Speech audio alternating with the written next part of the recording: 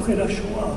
Alors, dans son œuvre, il montre qu'il est tout à fait possible, encore, malgré cela, ces catastrophes, de construire le bonheur à partir d'une conception de la subjectivité créatrice et à partir voilà, des concepts du désir et du plaisir de la jouissance. Hein. C'est ça, sa philosophie.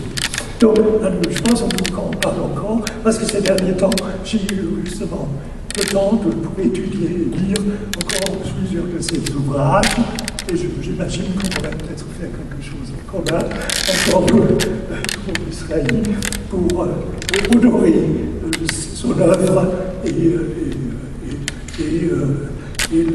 ce philosophe juif, d'ailleurs, qui avait aussi un certain lien avec le sionisme, parce qu'il avait posé en 1946 une petite bombe au club des officiers britanniques à Londres, n'est-ce pas, en signe de protestation, alors s'associant à une époque où Israël, c'est encore le mandataire de l'Angleterre, de la Grande-Bretagne. Il y avait une résistance armée contre l'occupation anglaise.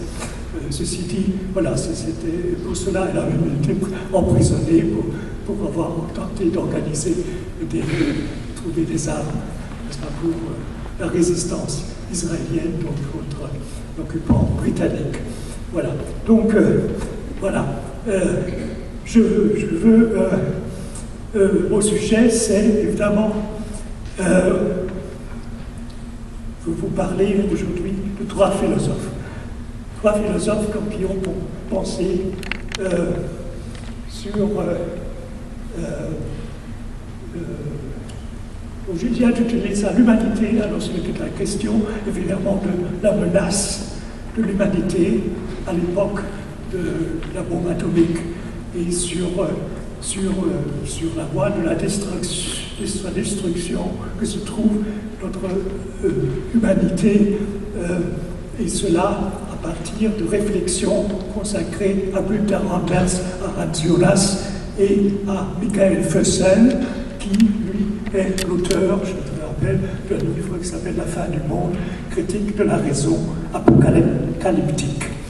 Donc, évidemment, quel est le caractère tyrannique de l'actualité qui nous sollicite maintenant tous les jours, disons, avec ces images terribles et horrifiantes qui nous sont transmises directement à notre domicile tous les soirs, à la télévision. Bon, ces images apocalyptiques, des guerres, des pogroms, des bombardements, des destructions massives des habitations, voilà.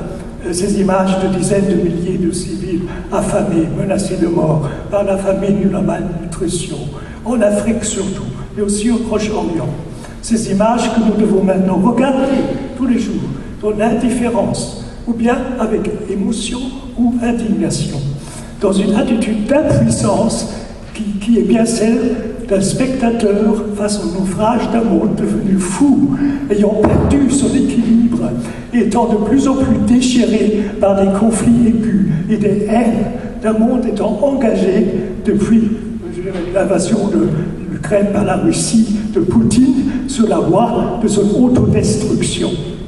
C'est-à-dire, ma thèse est évidemment que nous sommes actuellement, hélas, alors Arendt parlait toujours aussi déjà des temps très sombres, sous des temps très sombres. Pourquoi? Parce que nous assistons à un effondrement moral de la politique au niveau mondial, des guerres d'agression, des violences, des massacres, voilà, du triomphe de la violence brutale et du droit et du plus fort sur le faible et du droit international. Alors, à des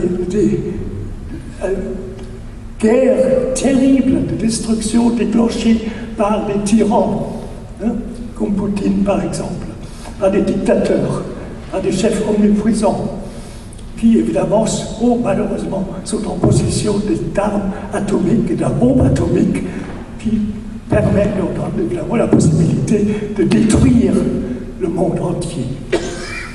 Donc, dans ce contexte, il est, à mon avis, intéressant et nécessaire de rappeler donc, ce que peut être l'actualité et ce que aussi devrait être la tâche d'une philosophie critique dans une telle situation.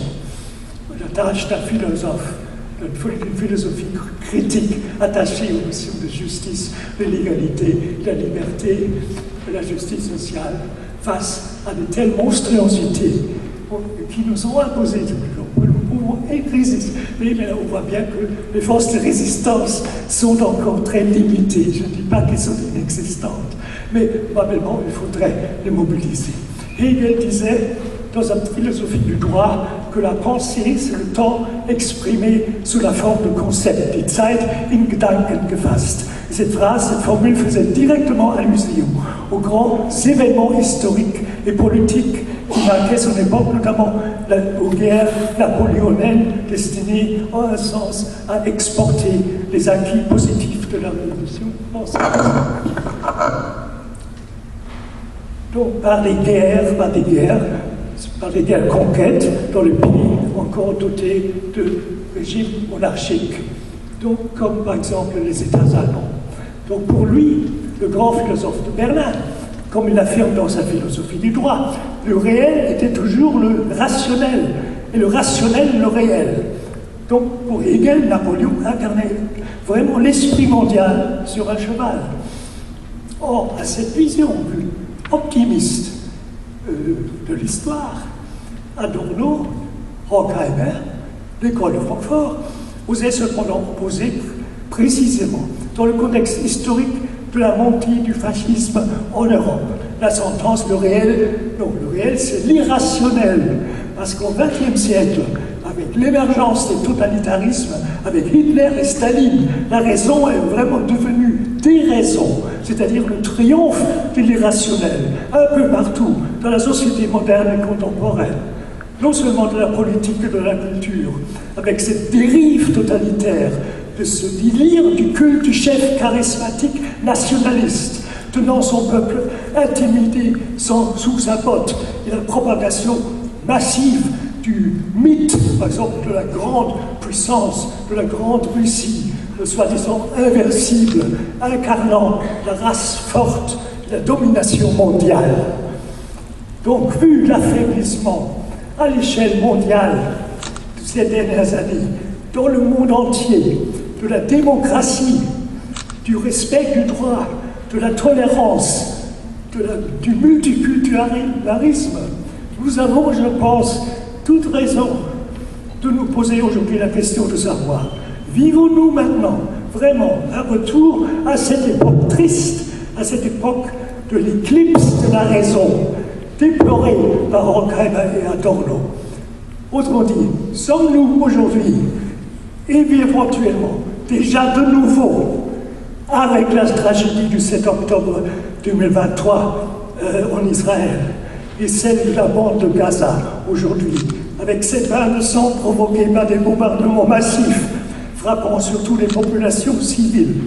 Sommes-nous aujourd'hui au seuil de la chute dans une nouvelle barbarie, déclenchée essentiellement, bien sûr, par le terrorisme islamiste et des régimes autoritaires. Donc, telles sont les tâches de la pensée critique face au nouveau triomphe du mal, ride radical de la politique, sous ses diverses et multiples formes d'expression. Donc, pourrions-nous nous questionner avec Michael Fussell, aujourd'hui, au bord d'un effondrement moral et politique du monde, où la croyance dans le progrès a cédé la place à l'angoisse, à la force et à la violence. Donc cette angoisse était le signe réel de notre glissement progressif, de plus en plus inévitable, vers une guerre atomique d'extermination réciproque, vers le suicide préprogrammé de nos sociétés et de notre humanité par une guerre nucléaire dévastatrice. Donc c'est là que la grande question. Donc évidemment, nul doute que nous vivons maintenant de plus en plus dans l'attente d'une catastrophe, dans l'attente de l'apocalypse. Et évidemment, dans son livre L'obsolescence de l'homme, Günther Anders avait déjà constaté que nous vivons désormais dans une humanité pour laquelle le monde et l'expérience du monde ont perdu toute valeur. Comme le souligne Michael Fussell, cette affirmation relève d'une critique de la technicisation du réel, dont l'invention nucléaire constitue le point d'ordre angoissant. Anders lui montrait que les instruments techniques qui ne sont pas des moyens en vue d'une fin, mais des décisions prises à l'avance qui engagent l'avenir. La bombe atomique, par exemple, obéit à une logique qui lui est propre sans que la volonté humaine ne puisse rien changer. Le moindre de ces effets est infiniment supérieur à toutes les fins que l'humanité peut se fixer raisonnablement. La destruction universelle n'est pas seulement la conséquence de l'usage de la bombe, elle est à l'horizon de sa seule existence. Et Hans Jonas, précisément, réplique à ce sujet aux appels apocalyptiques de la Cassandre Anders avec une heuristique de la peur. L'heuristique de la peur est définie comme une passion spontanément rationnelle, plaçant l'humanité à sa propre finitude. Et comme le note Michael Fussell, cette passion constitue à l'ère atomique même la principale ressource critique à l'encontre de la toute-puissance technique de l'homme. Une certaine détresse s'oppose à l'illusion d'être à l'origine du monde et du pouvoir, décider souverainement de l'avenir. Au XXe siècle, la peur constitue donc une expérience de la finitude qui est d'autant plus précieuse que l'humanité se trouve pour la première fois confrontée à la menace du suicide. C'est là où nous sommes. Et comme je l'ai souligné entre autres dans mon livre Principe responsabilité ou Principe espérance, que vous avez cité, la thématique centrale développée par Hans Jonas dans son livre, le principe responsabilité est le souci écologique pour l'avenir de nos générations futures. C'est la thèse que la menace nous pèse de plus en plus sur la vie de notre globe à cause des destructions écologiques causées par la civilisation technologique et doit nécessairement nous conduire à la formulation d'une nouvelle éthique susceptible de répondre à ces questions, tenant compte surtout du rapport de l'homme à la nature. Et c'est précisément dans cette perspective que Jonas esquisse en effet une nouvelle éthique de la responsabilité, dont les principes ne sont plus dérivés de concepts métaphysiques ou religieux, mais qui est fondée sur l'impératif inconditionné qu'une humanité soit, et sur l'idée de responsabilité ontologique à l'égard de l'homme et de la nature. Et cela va motiver Jonas de formuler l'impératif catégorique de Kant, quand nous fêtons cette année le tricentenaire de la naissance, donc le colloque sur Kant actuellement un peu partout en Europe et dans le monde.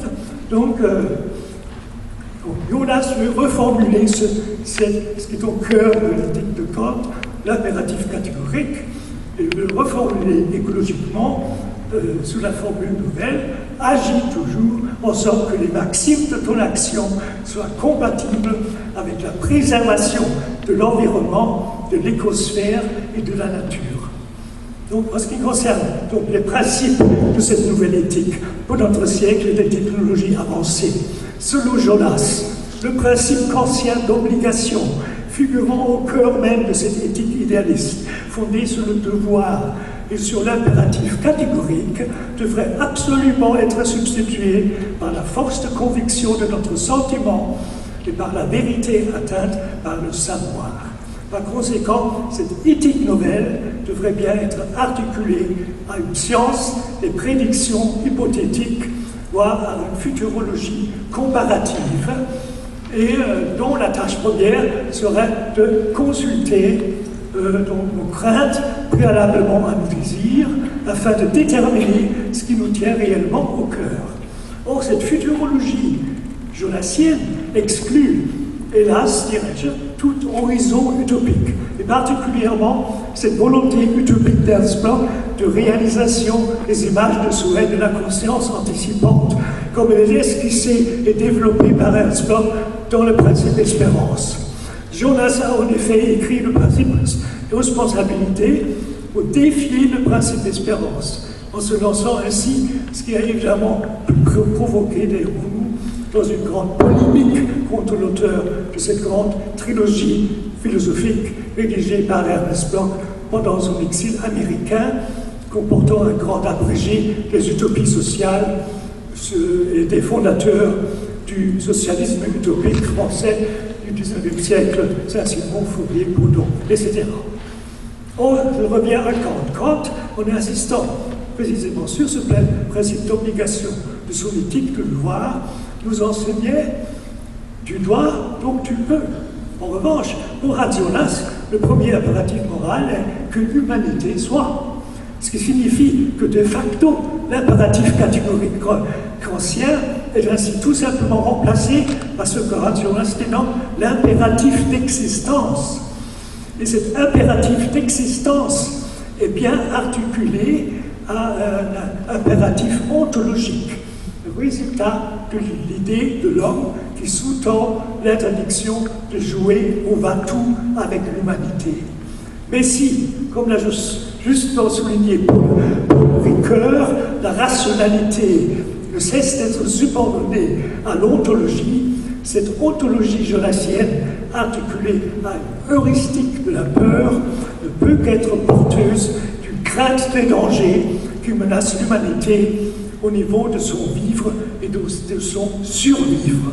Et c'est évidemment dans cette perspective que Jonas esquisse, dans le principe de responsabilité, une éthique de la préservation écologique qui dit explicitement oui à l'être et à la nature, sans qu'il faille absolument chercher toujours de la nature le modèle de la mesure imposé à la dérive techniciste. Donc, il ne cesse d'appeler les hommes politiques et les parents à leur responsabilité à l'égard des générations futures et à l'égard du sauvetage des écosphères, en partageant avec Günther Anders la crainte, la peur de l'autodestruction de l'humanité par une guerre nucléaire. Mais à ce sujet, Anders est en effet beaucoup plus radical que Jonas, puisqu'il a combattu jusqu'à la fin de sa vie dans les rangs des pacifistes pour la suppression des armes nucléaires, la suppression de toutes les armes nucléaires à l'échelle mondiale, et même pour la destruction de tous les sites de production des armes atomiques. Et cela dans tous les pays du monde. Et c'était aussi le dernier appel solennel qu'il a diffusé largement dans le monde, juste encore avant sa mort. Donc, comme on peut le lire, entre autres, dans le deuxième volume de son chef-d'œuvre « L'obsolescence de l'homme », tardivement publié en traduction française, Günther Anders s'intéresse précisément à la différence de Heidegger, dont il avait d'abord été le disciple, au sujet de la technique, beaucoup moins que Heidegger à l'histoire de la métaphysique, comment de la technique en soi. Il fournit notamment, avec son analyse, la fabrication industrielle, machiniste et sérielle, non seulement de marchandises, de voitures et d'avions, mais aussi de cadavres à l'époque du nucléaire et de la bombe atomique. Il fournit la preuve que, comparé aux rares idées dans le ciel platonicien, le nombre de nos idées actuelles est infini, que le nombre des idées s'accroît quotidiennement en direction de l'infini, et que si nous périssons un jour, tôt ou tard, nous périrons en tant que victimes de ce second platonisme. Le savoir-faire est désormais devenu, donc tout simplement parce que les temps, à la différence des idées indestructibles, est désormais devenu, à l'ère de l'apocalypse nucléaire, le non-étant potentiel arbitrairement livré à la consommation et à la destruction. L'apocalypse qu'ont vécu les habitants de New York le 11 septembre 2001, l'apocalypse vécu par la population ukrainienne depuis 2 ans déjà, à cause des bombardements incessants de l'aviation russe, que l'Apocalypse vécu maintenant, déjà depuis 8 mois, par les habitants de la bande de Gaza, et celle vécue le 7 octobre 2023 en Israël, par les habitants des kibbutzim, dans le sud d'Israël, lors de l'horrible pogrom commis par la branche militaire du Hamas, contre des citoyens juifs pacifiques, sans aucune défense. Tout cela, toutes ces horreurs, confirment seulement ce pronostic extrêmement pessimiste, lucide et désillusionné d'Anders. Ces événements tragiques ne confirment que le fait que nous nous rapprochons maintenant, évidemment, à cause des effets pervers du multilatéralisme, à cause du nationalisme ivre et effréné, conquérant et aveugle de certains, à cause de l'impérialisme expansionniste, avec son cortège de crimes de guerre et de barbarie, à cause de l'esprit munichois, bâillonnant de la résistance active contre le mal radical, ce que représente par exemple la tyrannie néo-tsariste de Poutine en Russie aujourd'hui, et surtout à cause de notre impuissance de mettre fin aux crimes consciemment commis par les dictateurs et les régimes tyranniques à l'échelle mondiale, en Europe, en Asie et en Afrique. Donc, nous approchons ainsi de la fin préprogrammée de l'humanité, très probablement par l'apocalypse nucléaire. Or, est-ce la fin de toute espérance? Donc, je dis, non, il y a évidemment, aujourd'hui... Vous avez 5 minutes. 5 minutes, oui. 5 minutes, je comprends. Avec l'espérance. On va y arriver, oui. Aujourd'hui, donc, 77 ans, après le largage de la bombe atomique par les États-Unis sur Hiroshima et Nagasaki, force est de constater que la continuité de l'existence de notre monde, tel qu'il est, de nos sociétés industrialisées, repose exclusivement sur quoi? Elle repose sur ce qu'on a l'habitude de nommer l'équilibre de la terreur, à savoir la certitude scientifique que l'utilisation de l'arme atomique par chacun des deux camps entraînerait à coup sûr une réponse si terrible de la partie adverse, avec des destructions massives et des millions de morts de chaque côté, qu'aucune des deux parties peut sérieusement envisager ou prendre la responsabilité de déclencher le premier cette guerre nucléaire. C'est là exactement où nous sommes. Et pour éviter cela, tout un système extrêmement complexe et sophistiqué de surveillance d'alerte satellitaire a été installé aux États-Unis pour surveiller chaque action, toutes les manœuvres des parties adverses, dans le but de signaler immédiatement la moindre action suspecte pouvant déclencher le processus fatal du déclenchement de la guerre nucléaire mondiale. Et cela a été efficace jusqu'à maintenant, mais cela n'a pas non plus pu empêcher qu'on a vraiment sérieusement frôlé la grande catastrophe nucléaire dans le passé. Et cela à 2 reprises. Premièrement, lors de la crise des fusées à Cuba en 1962, où le déclenchement de la guerre atomique par l'Union soviétique n'a été empêché pratiquement qu'au tout dernier moment par un message de la radio de Moscou, transmis à minuit. Et deuxièmement, ça c'était beaucoup plus récent, à Hawaï, sur les îles de Hawaï, où le 15 janvier 2018, à 15h33, donc il y a exactement 6 ans, des ingénieurs américains chargés de la surveillance des installations et de la sécurité ont déclenché donc, une fausse alerte atomique de grande envergure qui a complètement terrorisé la population des îles de Hawaï, provoquant entre autres la fuite, l'exode en masse de la population de leur maison d'habitation. Donc il y avait tout simplement, cet ingénieur avait tout simplement pressé le faux bouton. Et le suspense a duré exactement 42 minutes, et après ces 42 minutes, évidemment, ils ont annoncé que c'était, hélas, une fausse, heureusement, une fausse alerte. N'est-ce pas? Alors, il y avait quelqu'un qui avait poussé le faux bouton. Alors, c'est-à-dire à quel risque nous sommes exposés pratiquement en permanence parce que vraiment une toute petite erreur, n'est-ce pas, dans ce système, des erreurs d'estimation ou inattention ou de fausses interprétations peuvent déclencher cette troisième guerre mondiale. Donc, évidemment, avec des bombes ayant 40 fois la puissance de celle sur Hiroshima utilisée, permettant donc d'utiliser tout d'abord, bien sûr, l'Europe, la Russie, partie des États-Unis aussi. Donc nous sommes aujourd'hui donc de nouveau dans une situation difficile d'incertitude et de crainte, car si jamais Poutine décide de presser le bouton, alors il l'a déjà menacé plusieurs fois, il déclencherait inévitablement cette guerre. Et malgré la riposte immédiate de l'Occident, des millions d'hommes, de femmes et d'enfants en Europe risqueraient de perdre la vie si cet acte entraînait une escalade dans la guerre nucléaire. Et ainsi, la vision apocalyptique d'un Günther Anders, culminant dans le cri « Hiroshima est partout », serait tristement confirmée. Et rappelons seulement à ce propos, Günther Anders avait vraiment bataillé jusqu'à la fin de sa vie, jusqu'à sa mort en 1992, pour le but du mouvement pacifiste qu'il soutenait, à savoir pour l'interdiction totale de toutes les armes nucléaires et de leur lieu de production. C'était aussi le sens de ces tout derniers appels radiophoniques. Oui. On a encore une minute. Oui. S'il était encore vivant, aujourd'hui, je pense qu'il redoublerait sans doute ses efforts allant dans ce sens. Donc, voilà, pour conclure, voilà, je vais encore prononcer des phrases pour conclure, si vous m'accordez généreusement.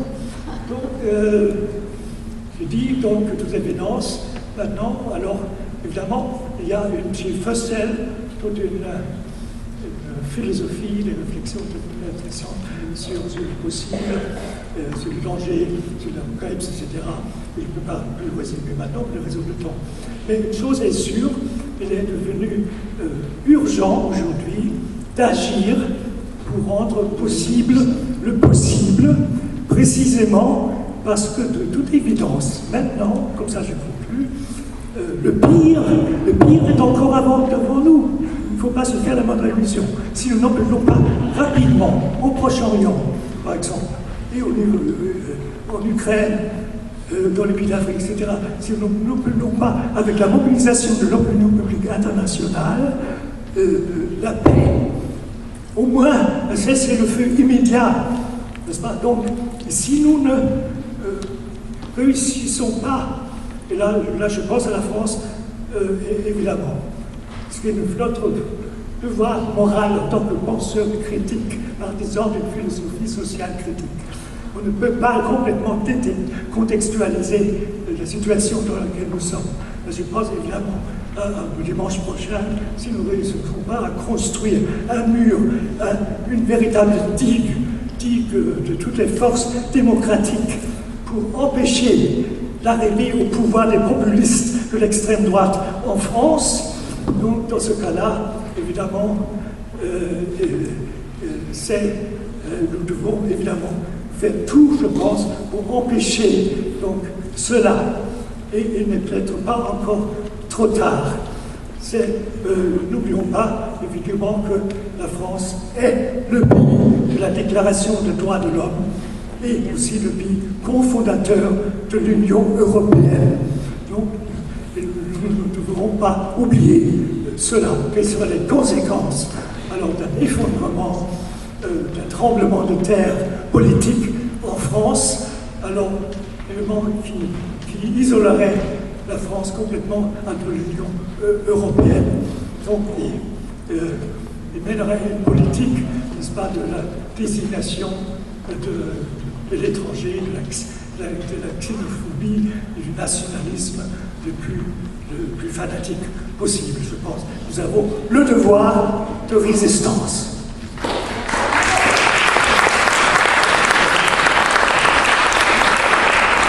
Désolée d'avoir écourté si méchamment le discours remarquable d'Arnaud Münster, qui est toujours aussi passionnant sur vraiment les dangers évidemment qui nous guettent, mais fort heureusement, en espérant que ces dangers sont toujours devant nous et pas sur nous immédiatement.